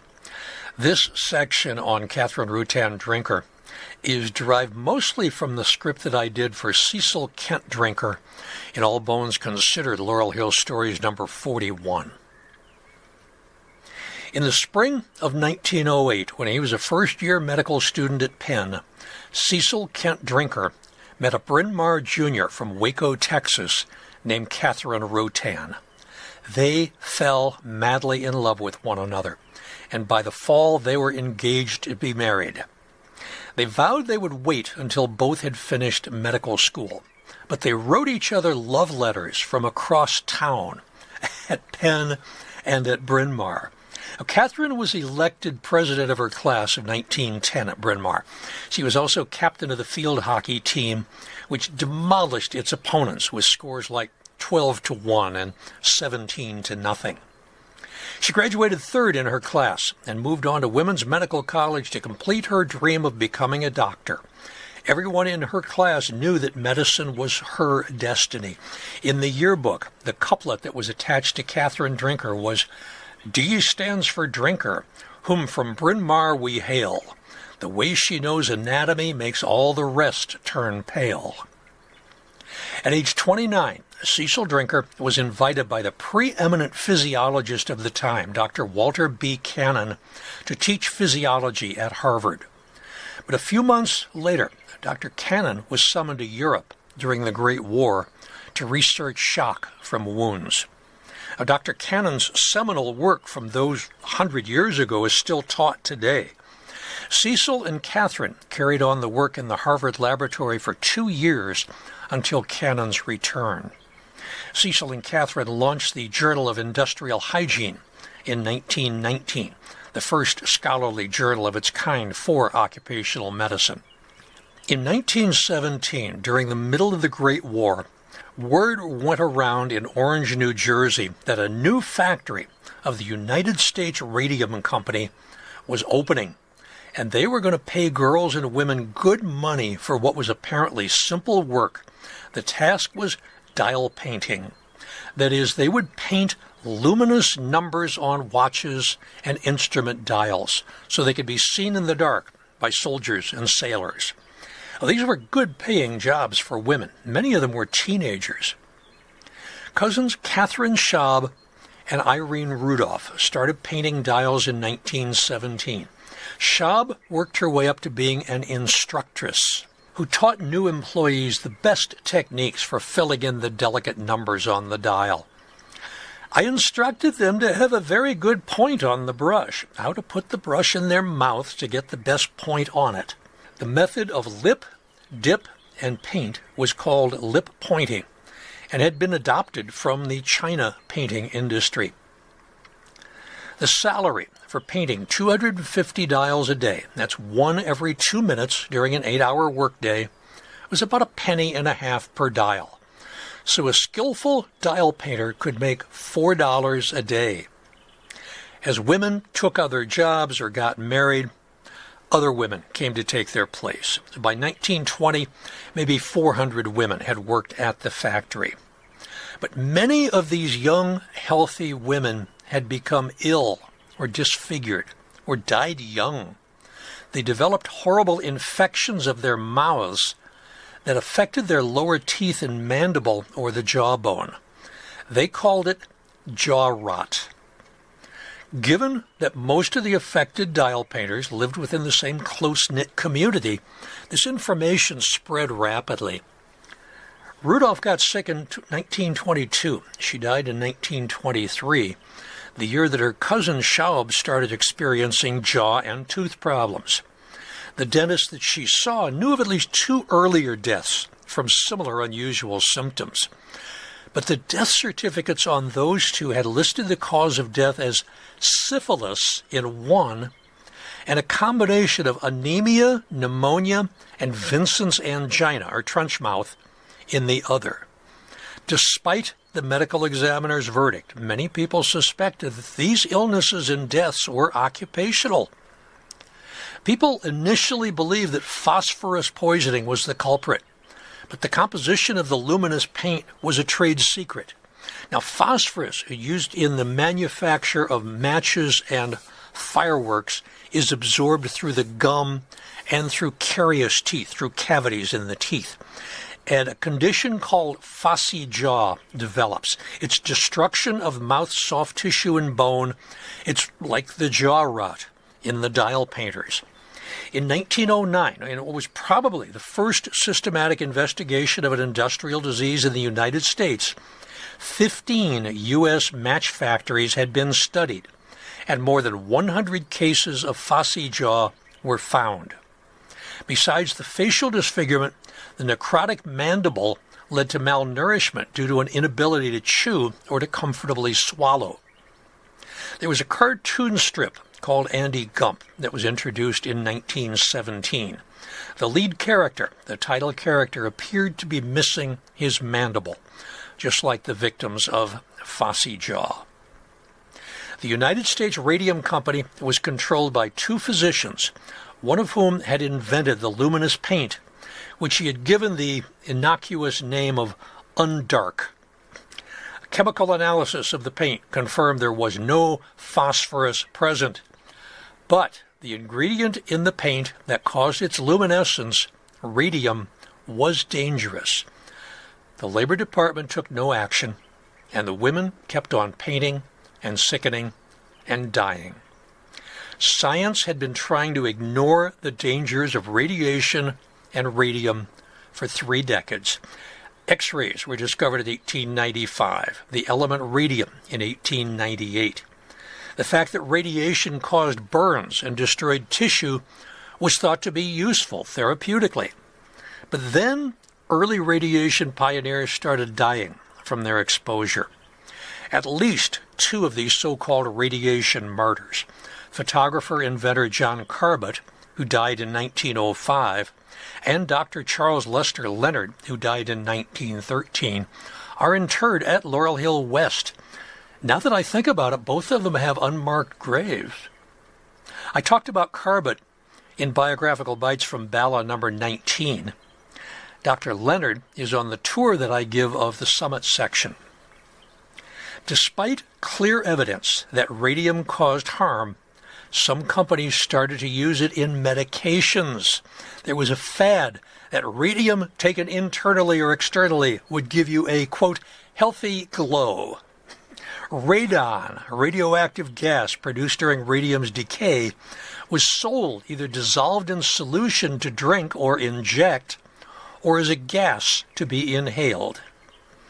Now we have our homes inspected for it. Beginning in 1910, researchers had clearly documented that radium accumulated in bones. Because of the damage to bone marrow, some victims of radium exposure developed anemia, leukemia, and other blood diseases. In 1911, deaths from leukemia were reported among laboratory personnel who worked with X-rays and radium. Marie Curie, the woman who discovered radium, died from leukemia. And in 1920, research that showed a strong correlation between working with radium and developing anemia and leukemia had been established. The evidence was there. Now, as far as the dial painters, the company was eager to halt a mounting scandal. The company president, Arthur Roeder, contacted industrial hygiene expert Dr. Cecil Kent Drinker in March 1924 to investigate his workers' complaints. Drinker, his wife, Dr. Catherine Drinker, and fellow epidemiologist William Castle from Harvard School of Public Health faculty agreed to visit the Orange, New Jersey factory to observe the watch dial painters at work and to speak with their doctors. What they found was appalling. The factory was saturated with radium-contaminated dust. No steps had been taken to protect the workers from radioactive material. Cecil observed that every inch of the painters glowed, even their corsets. After the girls blew their nose, their handkerchiefs would glow in the dark. Supervisors had assured the all-female workforce, some as young as 15, that the paint was safe, perhaps even beautifying. Some of the women thought nothing of painting their hair or nails or teeth as a party trick before they went out on a date. After 3 months of investigation, the Harvard team reported back to the company, "We believe the trouble is due to radium." The drinkers recommended cautions which they thought, quote, would not prove a serious matter financially. But Dr. Roeder vigorously disagreed with these conclusions. Why were only the dial painters in New Jersey sick? How about the others who worked with radium? The company ignored drinkers' conclusions, insisted that the Harvard deductions were tentative and based on circumstantial evidence. Roeder wrote, "Our conclusion is there's nothing harmful anywhere in the works." He insisted that a contagious infection contracted outside the factory must be to blame, and referred to an internal report that refuted Cecil Drinker's findings. This report he refused to show Dr. Drinker. It was this same year that worker Catherine Schaub's dentist discussed radium jaw in a paper on jaw necrosis that he presented before the American Dental Association, the first paper to document radium poisoning. When Roeder learned of Drinker's plans to publish the HSPH team's report, he threatened to sue. Cecil, who according to his sister Kitty had been a bully all of his life, suddenly found himself being bullied, and his team hesitated to share its findings. On Cecil's staff at Harvard was the brilliant Dr. Alice Hamilton. She is sister of this Greek scholar Edith Hamilton, and she was another pioneer in industrial health and occupational toxicology. In 1919, after she'd worked many years with Jane Addams at Chicago's Hull House, Hamilton was the first woman appointed to the faculty of Harvard University. Harvard did not admit women as students until 1945. When Hamilton found out about Drinker's work and his reluctance to publish the report, she pushed for publication, but initially with no success. Then, through a contact at the National Consumers League, Alice Hamilton learned that U.S. Radium had submitted a report to the New Jersey Department of Labor which contradicted what the Harvard team had said, but then they signed it with their names. Knowing Cecil's pride and stubbornness, Hamilton alerted Catherine Drinker in a 1925 letter. The New Jersey Department of Labor has a copy of your report, and it shows that, quote, every girl is in perfect condition. Do you suppose Roeder could do such a thing as to issue a forged report in your name? Confronted with this evidence that Roeder had falsified a report over the team's name, the Drinkers ignored the continual threat of a lawsuit and published the report in August of 1925. In response to the discovery of U.S. Radium's duplicity, the New Jersey Labor Commissioner demanded compliance with the safety suggestions of the Harvard team. Rather than comply, the U.S. Radium Corporation closed up shop in New Jersey, and they moved across the Hudson River to resume dial painting business in New York City. After Cecil's authentic work was revealed, the women who had been affected sued the company for damages. It took them 2 years just to find a lawyer willing to take on U.S. Radium. At their first appearance in court in January 1928, 2 of the women were bedridden, and none of them could raise their arms to take an oath. They were dubbed the Radium Girls.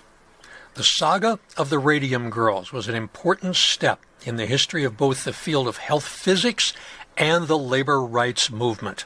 The right of individual workers to sue for damages from corporations due to labor abuse was established because of the Radium Girls case. In the wake of this case, industrial safety standards were demonstrably enhanced for many decades. In 1928, the New Jersey women accepted a final settlement before the trial was deliberated by the jury. Each of the Radium Girls received $10,000 outright. That's equivalent now to about $158,000. $600 per year annually, now equivalent to $9,500. And they were paid $12 a week, now equivalent to $200, for as long as they lived, and all medical and legal expenses incurred would also be paid by the company. The lawsuit and resulting publicity were a factor in the establishment of occupational disease labor laws. Radium dial painters were instructed in proper safety precautions and provided with protective gear. In particular, they no longer shaped paintbrushes by lip and avoided ingesting or breathing the paint. But radium paint was still used on dials as late as the 1970s. Now, in the past few years, the Radium Girls have become better known due to books, a play, a movie, even a musical. The musical advertised itself, and I'm not making this up, as, quote, a jaw-dropping new musical.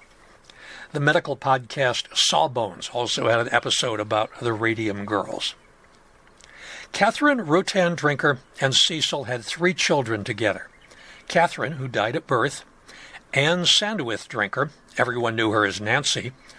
She married Hans Zinzer, the son of the famed author by the same name, in 1940.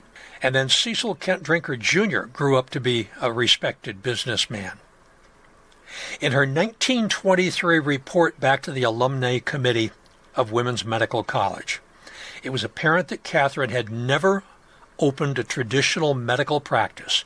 She went straight to work with her husband and brother-in-law at Harvard in 1914-1915. Her brother-in-law, by the way, is Philip Drinker. He invented the iron lung. She also spent time doing research in physiology at Johns Hopkins. She became a lecturer, both at Bryn Mawr College and at Harvard Medical School. She was voted a member of the American Philosophical Society, and she served as managing editor of the Journal of Industrial Hygiene, a magazine that she had co-founded with her husband. Catherine Rotan Drinker died of leukemia, possibly brought on by her work with radium in 1956. She's buried with Cecil in the Drinker family plot in the Summit section of Laurel Hill West, along with several other drinkers I have talked about on previous podcasts.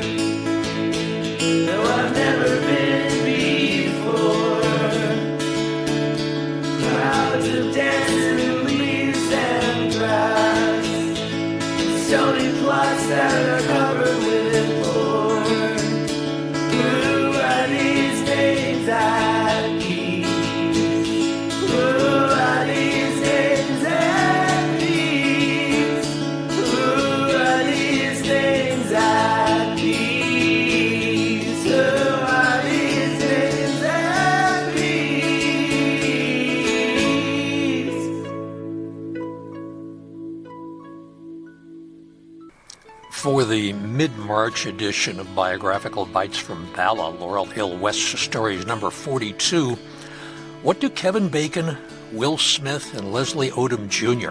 have in common? They are all graduates of the Julia Masterman School on Spring Garden. It's a magnet school, consistently ranks in the top 5 of the United States. Julia Masterman is interred at Laurel Hill West, so I will talk about her and the amazing school that is named in her honor.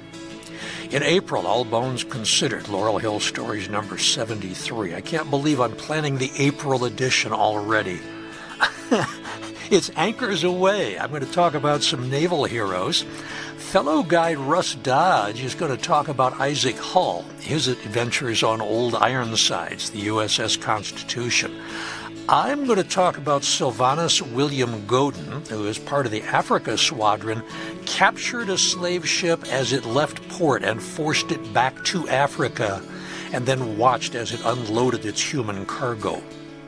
Admiral George Melville was a survivor of 3 Arctic missions, including the ill-fated Jeannette, on which 23 of his shipmates perished.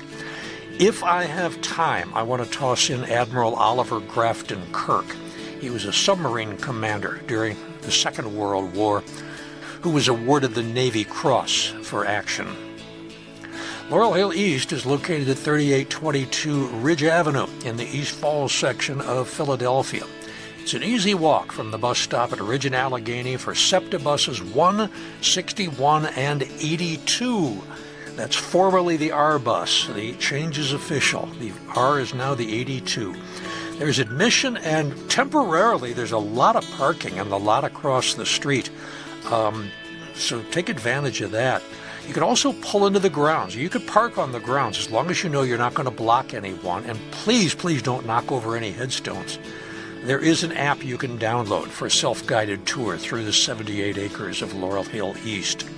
Laurel Hill West is at 225 Belmont Avenue in Bala Cynwyd. There is plenty of parking, the main entrance and at the bell tower. However, public transportation is not that good. You take the SEPTA Regional Rail to Manayunk or one of the many buses to the Wissahickon Transfer Center on Ridge.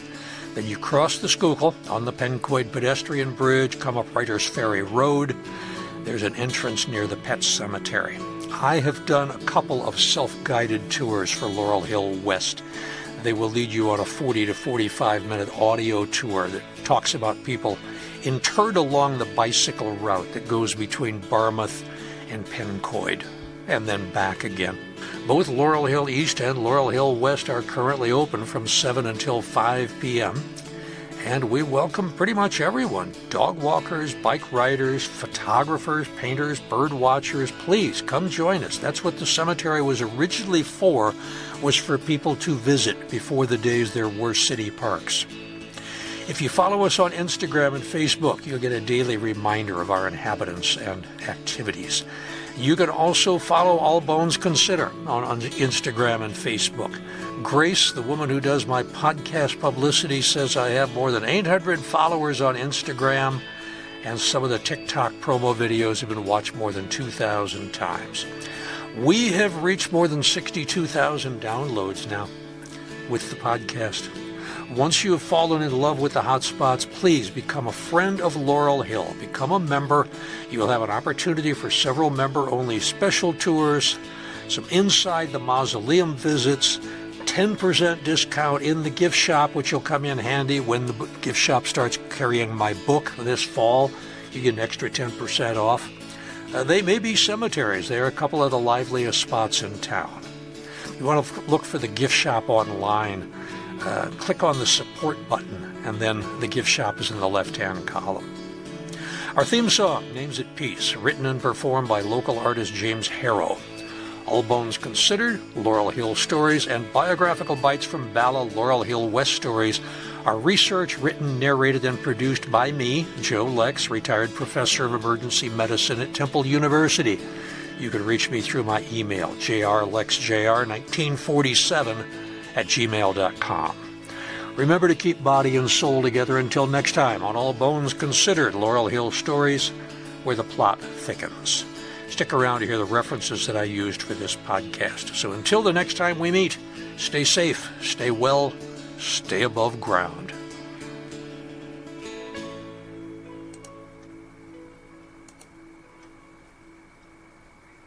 First and foremost, any research on Women's Medical College begins with a new and untried course, Women's Medical College and Medical College of Pennsylvania, 1850-1998, by Stephen J. Peitzman, M.D. This is from Rutgers University Press, New Brunswick, New Jersey, and London. And my copy is copyright 2000. I guess it's still first edition. I don't see the edition in this, so copyright 2000. Lot of newspaper articles on Mullen. The one from the New York Times was from December 26, 1881. The one from the Boston, the Boston Weekly Globe is from August 15, 1882. A Philadelphia crank, Honorable William J. Mullen, the prisoner's friend, expects to be rewarded in heaven for his work on earth, anticipating a seat at the right hand of God. And a few other articles also. I did not find any long biographies of him. I did research at Drexel University Archives. I want to thank the people there for letting me in. They had a little bit on Mullen, but not as much as I would have expected. So I depended a lot on newspapers for the information on Mullen. For information on Marie Formad, she was mentioned in an article called Abortion, Race, and Gender in 19th Century America by Nicola Beisel and Tamara Kay. It's from the American Sociological Review, August 2004, volume 69, number 4, pages 498 to 519. There is an online article that was useful also by R.E. Fulton. It's from the website Nursing Clio, nursingclio.org/topic/history. This article is called Buried with Doctor's Certificate, Reading the Uses and Abuses of Bodies in a Medical School Thesis, dated February 7th, 2017. And it has a lot of Marie Formad's thesis in here. That's where I got the 2 cases that I talked about. Finally, there is a dissertation in History and Women's Gender and Sexuality Studies by Emily A. Seitz, S-E-I-T-Z, copyright 2021. Prescribing Pregnancy Loss, Women Physicians and the Changing Boundaries of Fetal Life in 19th Century America. It's a nice Doctor of Philosophy thesis, dissertation. And where did she go to school? Penn State. There we go. It's from Penn State. Now, I did get the information about the 3 foreign grads that are in that classic picture from the archives at Drexel. I got to see the original of that picture, and that's why I was able to copy the back of it and see how they messed it up when they transcribed the writing on the back. There are actually 4 errors on the writing on that picture. So it was worth looking at it in person to see what it really said, and then going and checking and seeing what happened. By the way, each of those women has her own Wikipedia page. That surprised me. Sarah Logan Wister Starr, most of that came from Peitzman's book. I did get a lot of it out of the newspaper events of the day, though. Catherine Rotan Drinker, I used the same sources I used for her husband when I told the story from his perspective a couple of years ago. Her husband, again, Cecil Kent Drinker, M.D. See, what else? Could have sworn there were some more articles, but I don't have them in the folder where I thought they would be. If you recognize something that you wrote and I didn't give you credit for it, please forgive me. I'm awful at note-taking, I'm afraid. Anyway, I hope you enjoyed the program. Until we talk again, until we get together in a couple of weeks, stay safe, stay well, stay above ground.